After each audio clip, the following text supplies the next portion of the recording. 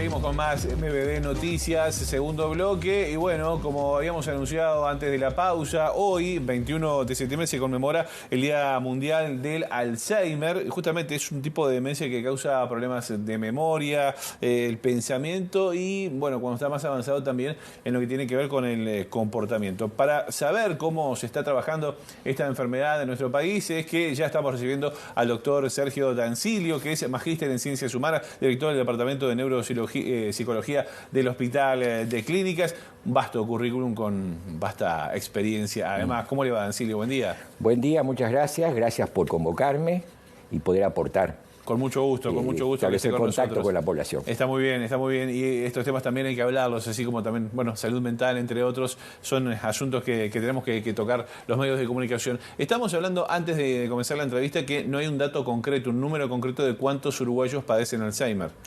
Más que un número concreto, lo que no hay estudios metodológicamente válidos, científicamente válidos, desde el punto de vista epidemiológico. Así que el último estudio epidemiológicamente válido y que, digo, de hecho demostró ser bueno, es de los 90, es el profesor Carlos Quetzoyan, neuroepidemiólogo de Fuste, que dio valores que como se parecían a otros países del primer mundo, no porque nosotros tengamos la riqueza de los países del primer mundo, pero hay determinados factores de salud que nos hacen parecernos, dieron cifras similares, entonces se considera que eso fue también una forma de validación. Ahí está. Pero estamos hablando de la década de los 90. Exacto, hace rato de eso. ¿De cuánta gente estamos hablando ahí?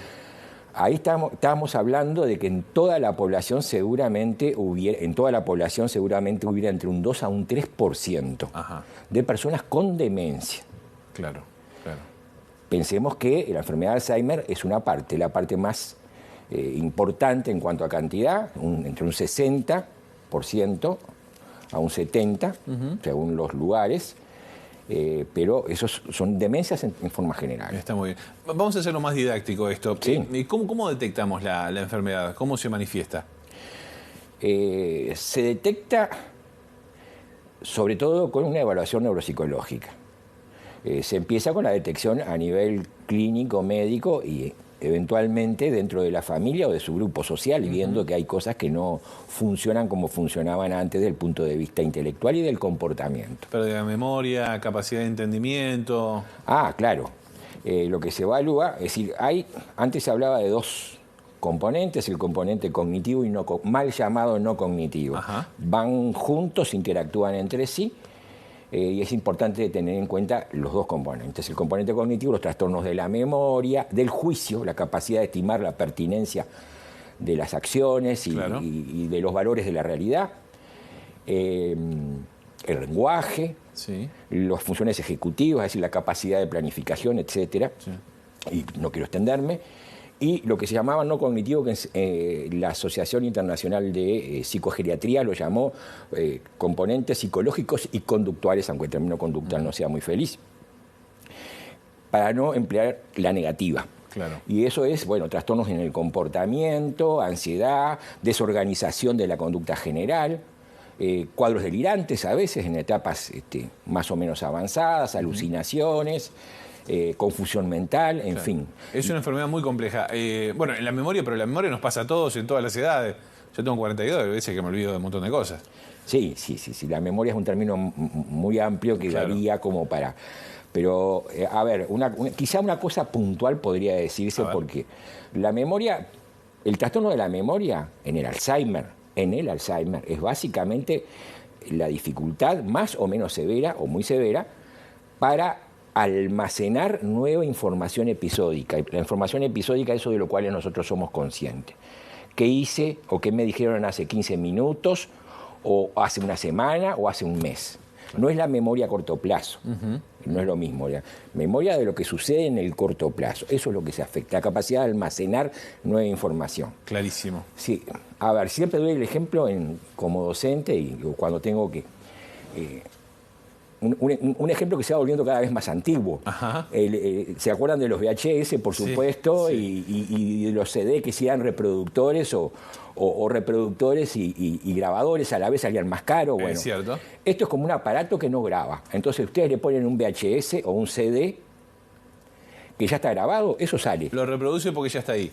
Pero si usted quiere grabar una nueva película o algo, no graba cosas nuevas. El ejemplo es medio burdo. No, es muy claro y es pero muy bueno. Sirve, porque tampoco es tan absoluto, digamos. Las cosas que fueron grabadas más recientemente aparecen ahí media fragmentarias. Pero, doctor, chispeadas. Hablar claro está muy bien. Lo que acaba de explicar es clarísimo. Creo que todo el mundo lo entendió, las personas que nos están viendo. Estamos hablando de población generalmente mayor, de más de 60 años, o se dan casos en menores de esa franja etaria. Bueno, si me dejan emplear el término vejez, sí, que hay que dignificarlo, creo. Claro que sí. Y cuando nos vamos aproximando, o estamos ahí con más razón, nosotros mismos lo vivimos. Sí. Las demencias son enfermedades de la vejez. El grueso tiene que ver con el aumento de la expectativa de vida y con personas de 65 años o más. El 90% de los cuadros demenciales se ven ahí, ya sea Alzheimer u otros. Hay demencias de aparición temprana, aquellas que aparecen antes de los 65 años, que tienen otros cursos diferentes, pero también hay Alzheimer. Nosotros hicimos un trabajo y hay mucho más de lo que se pensaba. Claro. Se llama demencias de aparición precoz cuando es antes de los 45. Y no hay que olvidarse, hoy es el día del Alzheimer, sí. Pero igual creo que no está de más dejar el mensaje de que hay demencias en los jóvenes y en los muy jóvenes. Y la causa más importante de demencia, disculpen que me voy un poco y que le robo tiempo. Por favor. La causa más importante de los uruguayos del mundo, pero a mí me importan los uruguayos básicamente. Entre los 15 a los 40 años es el traumatismo encefalocraniano, que se produce por siniestros de tránsito y un golpe en la cabeza puede despertar el Alzheimer. No es despertar el Alzheimer, por lo menos da una forma de demencia que se llama demencia postraumática, que invalida, limita, le hace perder autonomía y calidad de vida a las personas jóvenes. Ahí están, es una causa de demencia. También el mensaje es que la noción es más amplia, no solamente Alzheimer. Claro. Es súper interesante lo que nos acaba de compartir. Doctor, si dividimos la cuestión por género, ¿quiénes se ven más afectados? ¿Mujeres, hombres, mujeres? Se ven más afectados los hombres en términos generales porque tienen más factores de riesgo. Hay que entender la demencia no solamente como los aspectos estrictamente vinculados en lo neurobiológico al propio Alzheimer, sino como una interacción entre factores vasculares, metabólicos, diabetes, obesidad, falta de ejercicio. Todos esos factores interactúan y hacen que inclusive se manifieste el Alzheimer. No es como una enfermedad que viene desde los genes, se expresó sola, no. Ahí está. Bueno, eso también es muy claro. A propósito, y retomando lo que decía usted recién, un traumatismo de cráneo, un accidente, un golpe fuerte en la cabeza puede iniciar ese tipo de demencia. Sobre todo, usted decía, se veía en los jóvenes. ¿Qué otros factores nos pueden llevar a padecer esta enfermedad? El más importante de todos, que ya mencioné, que interactúa con los procesos del Alzheimer, son las enfermedades cardiovasculares. Es decir, deterioros cognitivos y demencias así llamadas vasculares. En hipertensos severos, no controlados, diabéticos, de vuelta, obesidad, los ácidos grasos, las dislipemias, el colesterol, la falta de ejercicio físico. Usted suma todos esos factores y eso tiene una repercusión a nivel encefálico que hace que los pacientes puedan evolucionar a las demencias. Hay varias bibliotecas sobre esto. Es decir, la segunda causa de demencia después del Alzheimer, menos en Japón, no sé por qué, no se ha descubierto del todo por qué, son las demencias vasculares. Bien. Eso también.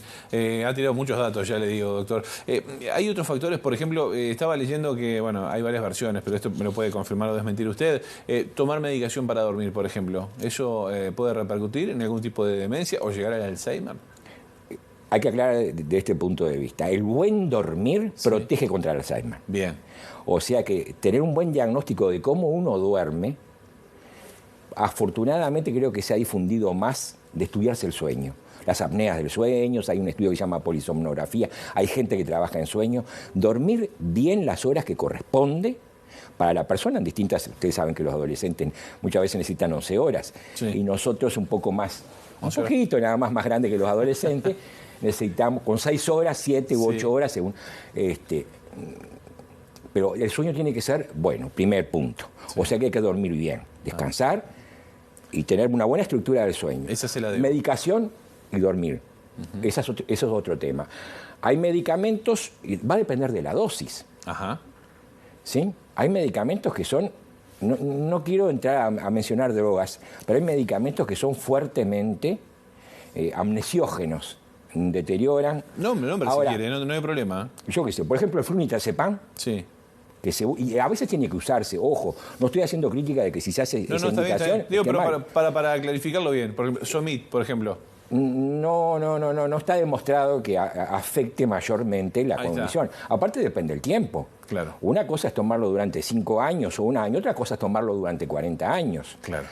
Y aparte hay que ir despacio, en el sentido de que, bueno, muchas veces la gente que toma medicación para dormir, también toma medicación para la ansiedad, también toma antidepresivos. Entonces es un combo, como se dice popularmente, de psicofármacos que suman sus efectos. Y lo contraproducente a nivel del encéfalo no está solo en la medicación para dormir, sino en la suma de está claro. esos fármacos. Doctor, estas charlas siempre nos quedan cortas, ¿no? Nos quedan pocos minutos, pero ¿cuáles son los mejores tratamientos o, qué podemos hacer para evitar esta enfermedad? Usted decía, dormir bien es una de las cuestiones principales. La vida sana ayuda mucho también, hacer ejercicio, por lo menos periódicamente. Sí. Es vasto, pero quiero destacar lo siguiente. No es un problema solo médico, ni diría que principalmente médico. El tratamiento del Alzheimer es un problema social y en algunos aspectos también político. ¿Por qué digo esto? Porque tienen que ver los cuidadores. Hay hasta problema de género. El 80% de las cuidadoras recae sobre las mujeres. Son mujeres. Después, lo otro, el tratamiento que ha demostrado eficacia, que es el menos financiado, es el tratamiento de apoyo, psicoeducación, psicoestimulación, prevención de factores de riesgo, acompañamiento a la familia, que son los principales. El cuidador está bien, el paciente está bien. El cuidador está mal, el paciente va a estar mal. Claro. ¿Sí? Y después hay tratamientos farmacológicos, que su acción es muy pobre. Pero ¿y cuántas patologías tenemos acciones muy pobres? El donepezilo, los derivados de la anticolesterasa son eficaces en un 70% de los casos, a veces para hacer una fase meseta, no sé, me hace una seña cuando estamos en el tiempo, ¿no? Estamos más o menos ahí, pero... Bueno, pero por ejemplo, los tiempos se miden en base al momento de la vida. Un año, cuando tenemos 15 años, es una cosa. Claro. Un año, si tenemos 82 años, es otra cosa. Tiene un significado distinto. La cantidad de tiempo es el mismo, pero el significado vital es diferente. Entonces, si nosotros logramos prolongar un determinado estadio, un año, 2 años, es mucho lo que hizo por el paciente. Y hay otros medicamentos, ojo, porque ya ha empezado a trascender, la gente que tiene condiciones va a Estados Unidos o a Brasil, como el aducanumab, y en fin, que se largaron por, entiendo yo, y lo voy a decir sinceramente, por presiones de determinadas industrias farmacéuticas en la FDA. Eso juega también. Y lo sacaron antes de que demostrara efectivamente la eficacia y sobre todo los efectos nocivos. Que eso lleva 10 años y, bueno, lo sacaron antes. Y son drogas de $20.000. Claro. Y no han demostrado. Sí, ojo, eso creo que pienso que hay que decirlo acá en la TV. Y un tema para seguir también. Doctor, en 30 segundos, un mensaje a la población en el marco de este 21 de septiembre, Día Mundial del Alzheimer. Ser conscientes de que la situación existe. Quitar el término que se utiliza metafóricamente de pandemia. No es una pandemia. Si bien se difunde cada vez más, no se contagia, una persona con Alzheimer no contagia, y que el centro hoy por hoy del abordaje es social y es político. ¿Por qué? Porque necesitamos cuidadores, hay que romper con esto del monopolio, no me expresé mal, disculpen, de la predominancia neta de género. Y la mayor parte de lo que tenemos para hacer para los pacientes es interdisciplinarios, con médicos, geriatras, neurólogos, psicólogos, en fin. Y la familia.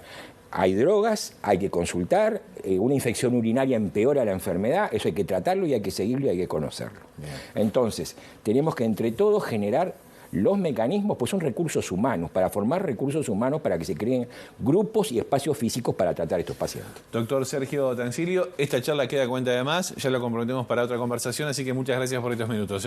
Gracias a ustedes de vuelta por convocarme y poder generar un espacio para dirigirme a la población. Con mucho gusto, con mucho gusto. Bueno, muy bien, pasaba Sergio Tansilio. Nosotros ahora vamos a ir